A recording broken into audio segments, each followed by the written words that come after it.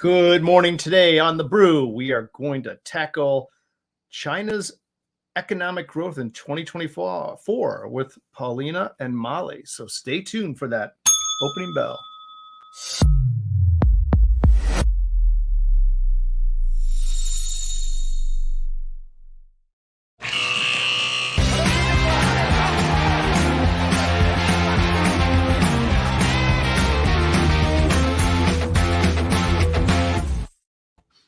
Good morning.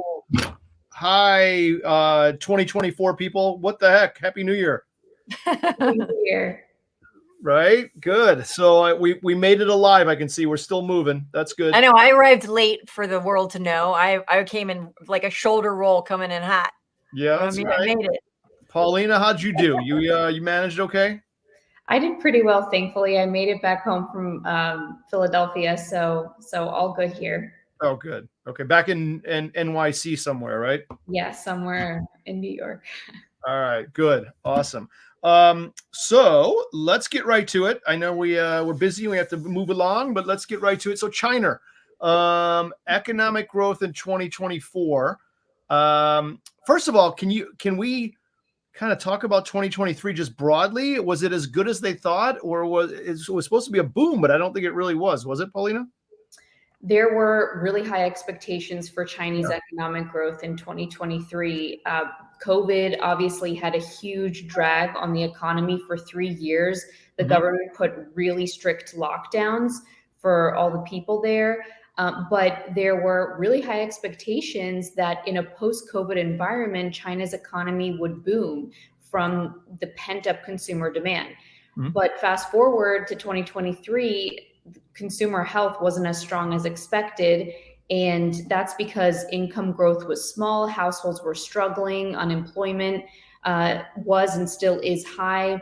On top of that, remember the Chinese property sector? Well, that's still in shambles. So by the middle of the year, by the middle of 2023, it was pretty evident that there was a slowdown in the Chinese economy, and that didn't show signs of accelerating. So in response, you had Chinese policymakers come in to try to stimulate the economy by lowering interest rates, which was funny because in the US, we were doing the opposite, increasing rates. But Chinese economy grew at a 5.2% pace for the first 3 quarters of the year, and showed signs of improvement in November when looking at the government data. So there were high expectations, but in reality, it was a bust. A bust, a flat out bust. Well, if that's not taking all the little loop-de-loops out of the party, I don't know what is. Right?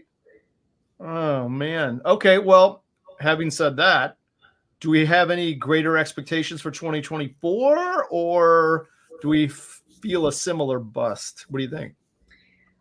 All right. So what's expected in 2024? Well, looking at some data, so the World Bank came out with a forecast of 5.2% annual growth in 2023. We're still, waiting for those numbers to officially come out.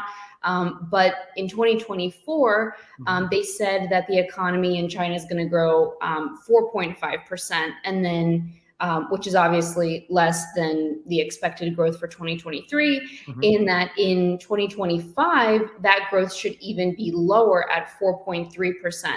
So looking out, throughout 2024 and even beyond that, it looks like growth is going to be steadily on the decline. But actually earlier this week, we got some data from Macau, and obviously that's not representative of China. Macau is a smaller gaming hub. It's a Chinese administrative region where a lot of the casino operators are.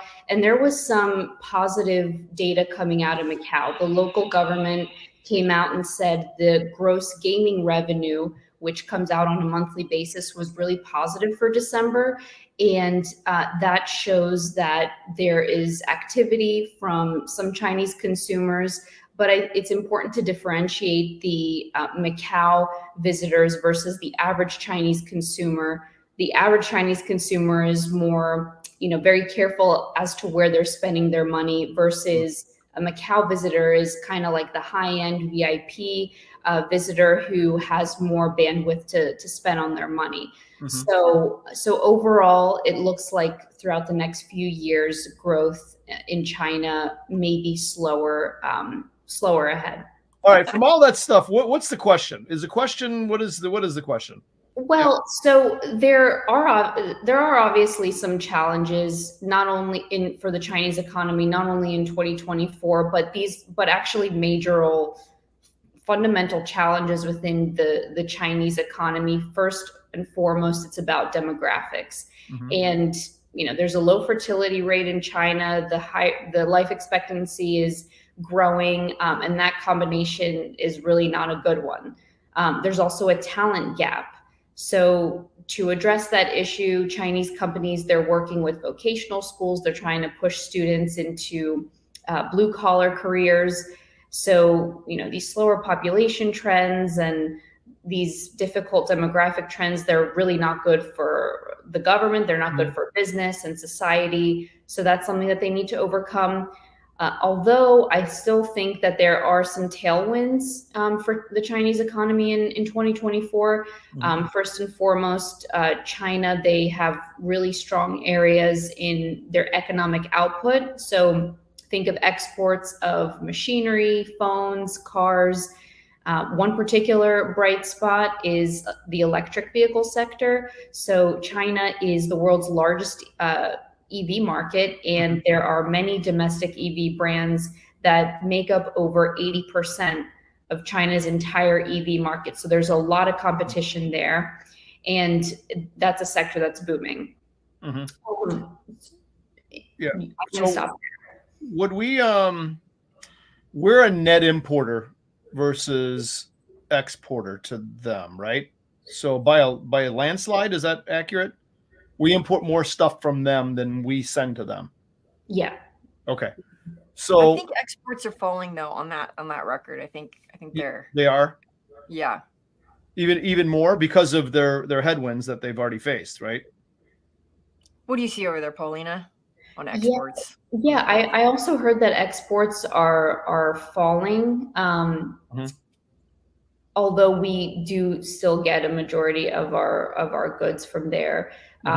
So, and then the property sector is also a huge issue. They keep on building infrastructure, roads that are not being used, and that's a tactic that the government has been using for years in order to increase GDP, but that seems like it's catching up to it.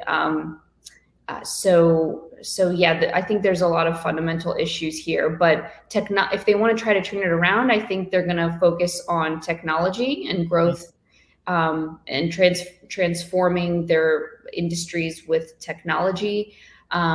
So they might try to innovate things and automate things through robotics. China actually has an industrial robot market, and it's the largest in the world. Wow. So they use this technology in factories when they're making cars or electronics. So when we talk about digital transformation, think of artificial intelligence. So I think China's going to be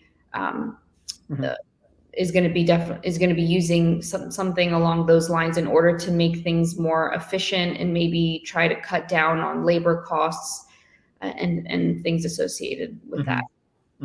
Okay. I think it's probably good to think of, there's probably an inverse relationship between artificial intelligence and blockchain technology on a decentralized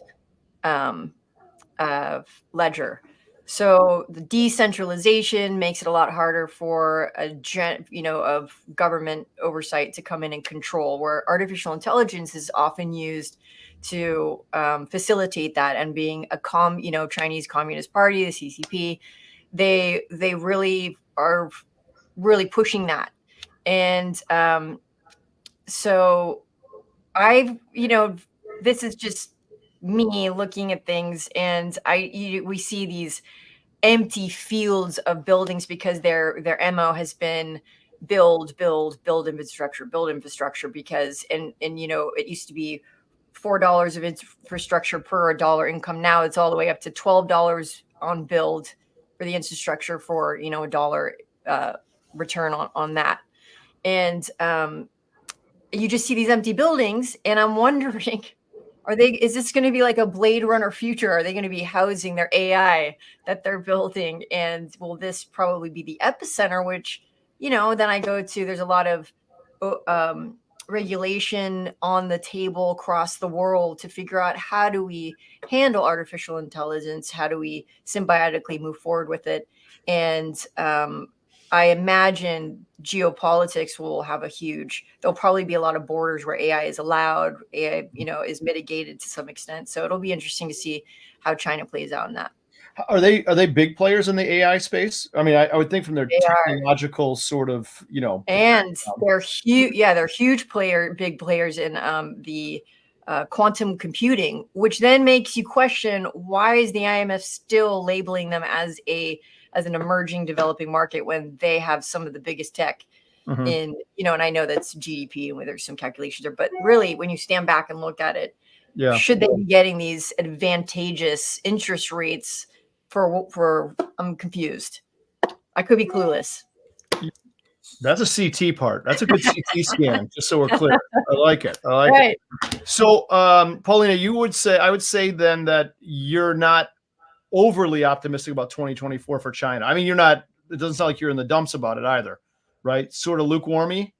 Yeah, I would say it's kind of in the middle. I think that we're not really sure 100%. I think once we get some economic data coming out of the country, we'll have a better idea of how to shape our perspective for 2024.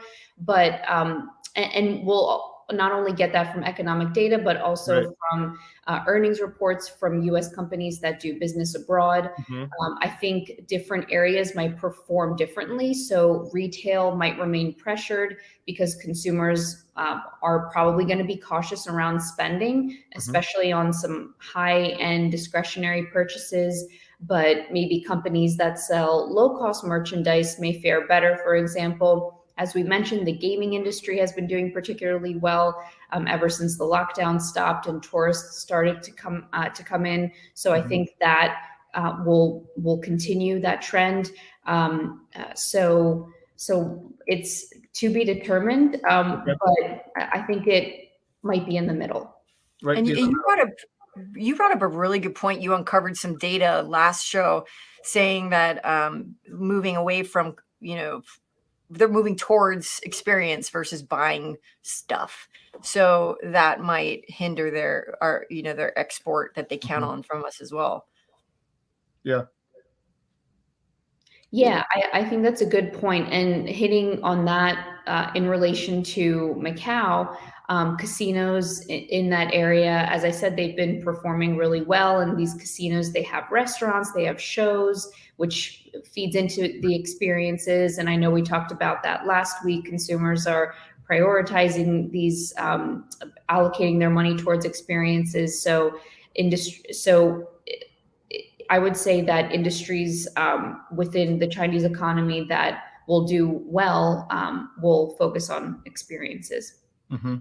So, you know what's confusing to me? And Paulina, I don't expect you to have an answer for this, but I'm just going to say this. What's confusing to me is that, you know, deep down, China is considered a communist country, right?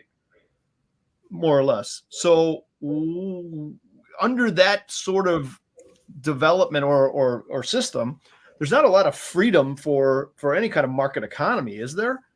So how much of it is more or less pushed forward by what the government wants us to hear? You know, that kind of scares me a little bit when we talk about free market and how we deal with imports, exports, and everything else in between. So maybe I'm wrong about that, because there's certainly a developing class of Chinese who seem like they have means and wealth. So I don't know if it's the Communist Manifesto of, there's a ruling class and there's everyone else, the proletariat or whatever you want to call them. Is there something in between that I'm missing on this one? I don't know if I'm getting this right, because I'm suspicious of communism when it comes to markets, I suppose. Can I say that, Molly? Could you just bleep that out? Can I say that? Yes. I can say that? Okay. Yeah, you can say that. All right. Sorry, Paulina. I told you, I don't expect you to have an answer on this one.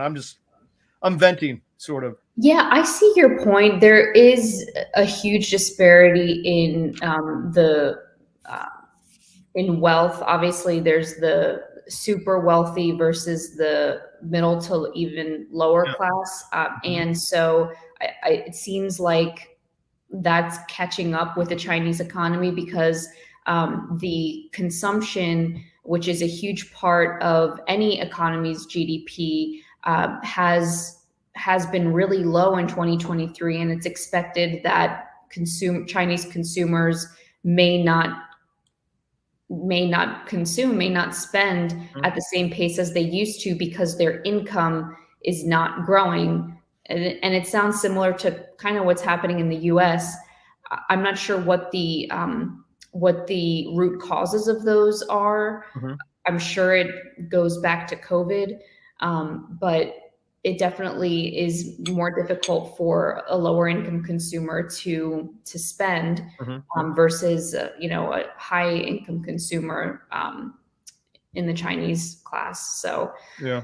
So that's a huge part of it. Yeah. Okay. And this is so weird. I didn't even know what this was, but the Universal Postage Union. I mean, has anyone heard of that? That is actually an international, oversight that determines the price of postage for each country. And so again, China's getting preferential treatment there. So if Alibaba ships something, it's a discount versus if we ship something out. So if they export their postage price, I mean, there's all sorts of these pervasive things that are happening, including Panama, that we need to, that's a huge port. And I think,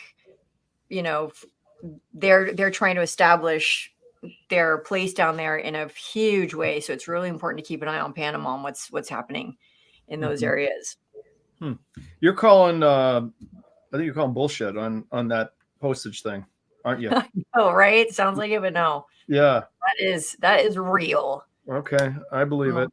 But yeah, what do you think about Paulina? Should we stand back and reassess China's international preferential treatment, or do we want to support, are they an emerging market, and how do we feel on a fundamental trade, and where are the vote, if our dollars you vote, supporting it, and this is probably this, I don't want to set you up here, so don't answer this part, but like Flex was saying, supporting a communist country that doesn't allow a lot of competition. Before Paulina answers that or gives her opinion on it, the whole difficulty here, for me at least, is you weave in this communist country with a major economic power. Yeah. Right. So now all of a sudden, the relationship between the U.S. and China, it's a significant factor, I would think, right? I mean, it has huge repercussions for our economy and theirs, how we deal with each other. It seems like, right? Whether we like it or not. And I personally don't like it. I don't like dealing with the communism part. But it is what it is. We're forced to in some respects. So I'm not sure down the road what we can do anyway. Because we still have, they import so much stuff, especially on the electronic side of the world, the technology side of the world, that we got to deal with them, period. Right? I don't know. Paulina, what do you think? Pauline just wants to go. I think she was just like, No. She didn't. No. She's a better listener. No, I have so many interesting thoughts that you guys have prompted on the emerging market side. I think, and I'm not sure about this, but their claim, the IMF's claim, or whoever establishes that, probably classifies China as an emerging market because of the fact that their population is a majority of their population is considered lower class. So as more people go into the middle class, which seems increasingly difficult given the circumstances, I think that's when an economy is considered less emerging and more developing or advanced. But that's really interesting because communism in history, we have a huge track record of how communism performs.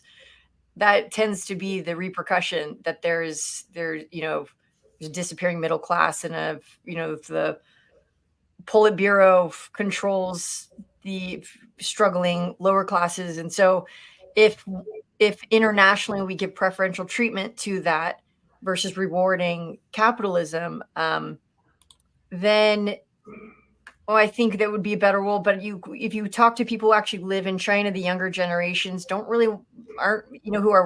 they actually have business ideas, and they're entrepreneurs, and they're not into the communist part. So but the Communist Party has so much control that they're hindering that growth. So as long as that is in place, I don't see it I don't see it improving. I just see we're probably supporting something, that gap to just expand. I don't know what's your thought? Yeah, so I'll take a different perspective of China's presence abroad. It has a very strong international presence with its investments in areas like Africa and Latin America.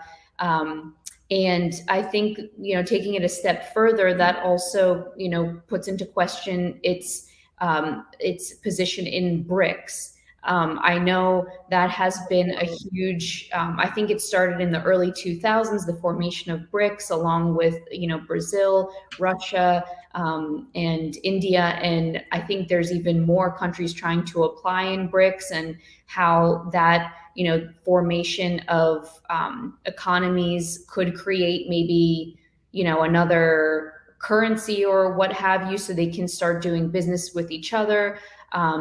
So these are big players, and they're non-European and Western players.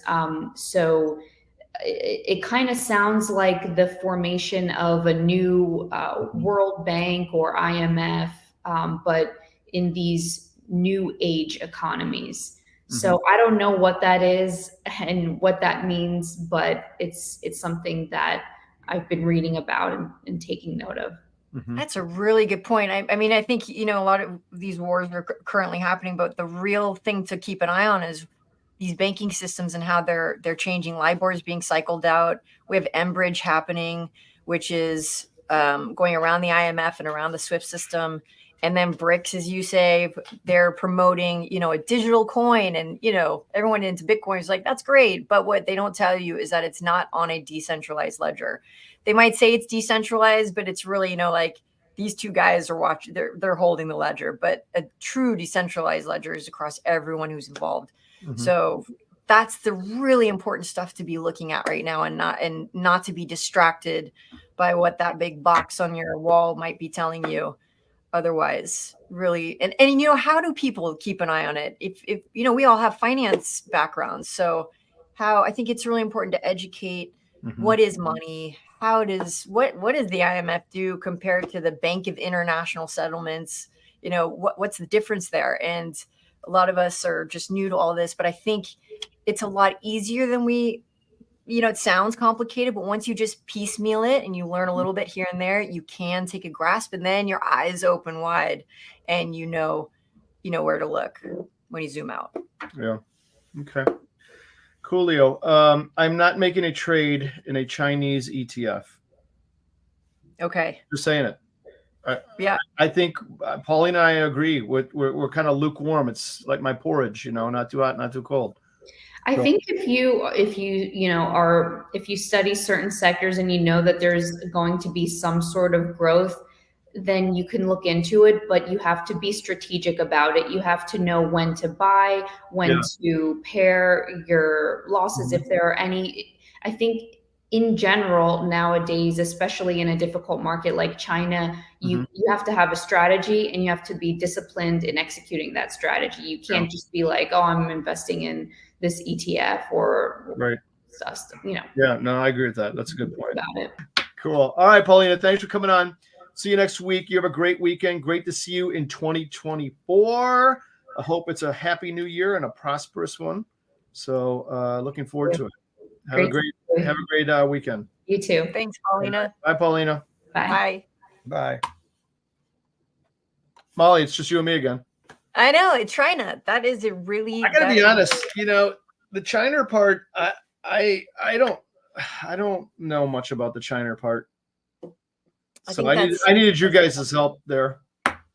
I think it's intentional. I think, it's not like this is a new tactic, but we need to make sure that we understand that some of the shows and movies we watch in the news that's fed to us is it's bias, and we need to make up our own decisions. And that only comes from really great education, which you can find here on the Tradier Hub. We have these great the hosts here on Tradier Hub, and I'm not just saying it, like I feel really lucky to be a part of this, is that they really know their stuff. And so to get educated, just turn it on and get saturated, and all of a sudden you start to pick stuff up. That's a good really point. important. I was doing a Tradier Hub myself today. I was fishing around, looking at different parts of the content. I think it was really kind of neat. And just so folks know, it's being revamped. So, we made a pass 1 at it. This is, let's call it pass 2 for lack of a better number. But we're going to keep improving on it and making it more user friendly. And we love your suggestions. So make sure you send us those. And Tradier Hub's a startup. So voice, say, hey, I'd love this feature, and we'll get it in there. We'll build it. It'll be a community effort, and we can all learn together. I love it. All right, Ma. Well, we've gone long today. I know. Right? I know. I try to control myself. I'm like, this time I'm not gonna blab my mouth, but then I go. I can't help myself. I'm glad you did today, because I'm having like a 2024 coma right now. Okay, I will see you next week. All right. The Wednesday show. Okay. Thanks, Lex. I don't know what we're gonna call it yet, but it's the Wednesday. All right. I'm hitting the bell. Thanks, Lex. Bye. Bye.